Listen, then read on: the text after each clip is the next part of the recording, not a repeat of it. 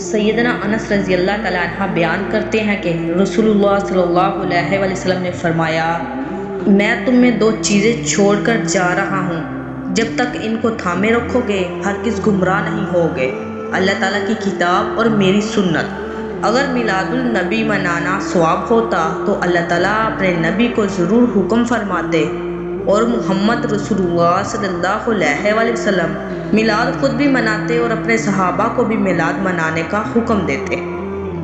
محمد رسول اللہ صلی اللہ علیہ وآلہ وسلم نے تو اپنی ولادت کے دن پیر کا روزہ رکھا تھا، ہم کو بھی ہر پیر کے دن سنت نبوی کے مطابق روزہ رکھنا چاہیے۔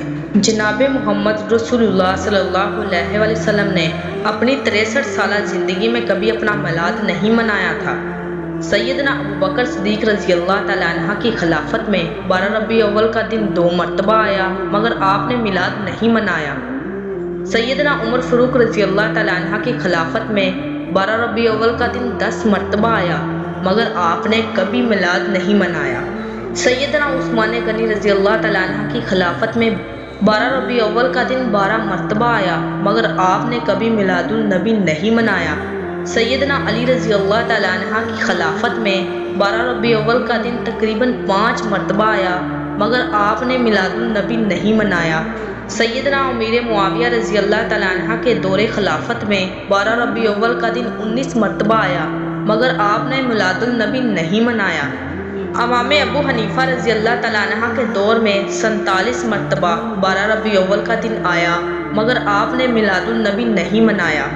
امام شافعی رحمۃ اللہ علیہ کے دور میں 55 مرتبہ 12 ربیع اول کا دن آیا مگر آپ نے میلاد النبی نہیں منایا۔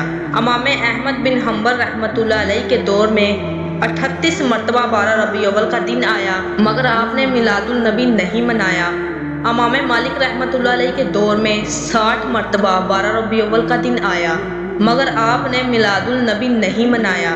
پیر عبد القادر رحمۃ اللہ علیہ کے دور میں 44 مرتبہ 12 ربیع اول کا دن آیا مگر آپ نے میلاد النبی نہیں منایا۔ حضرت بابا فرید رحمۃ اللہ علیہ کے دور میں 70 مرتبہ 12 ربیع اول کا دن آیا مگر آپ نے میلاد النبی نہیں منایا۔ حضرت سلطان بابو رحمۃ اللہ علیہ کے دور میں 43 مرتبہ 12 ربیع اول کا دن آیا مگر آپ نے میلاد النبی نہیں منایا۔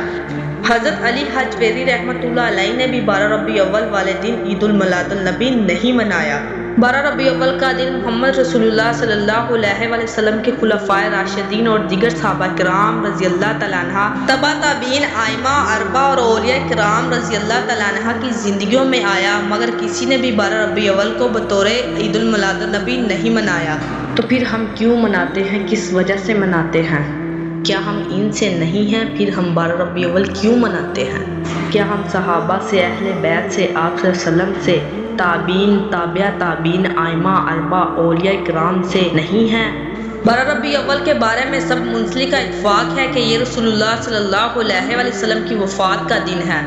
اس دن پہلی عید منانے والا اربل کا بادشاہ ملک مظفر ایک شیعہ تھا جس نے 650 ہجری میں پہلی دفعہ عید المیلاد النبی منایا تاکہ محبت رسول اللہ صلی اللہ علیہ وآلہ وسلم کی آڑ میں شیعہ عقائد کی ترجیح کی جا سکے۔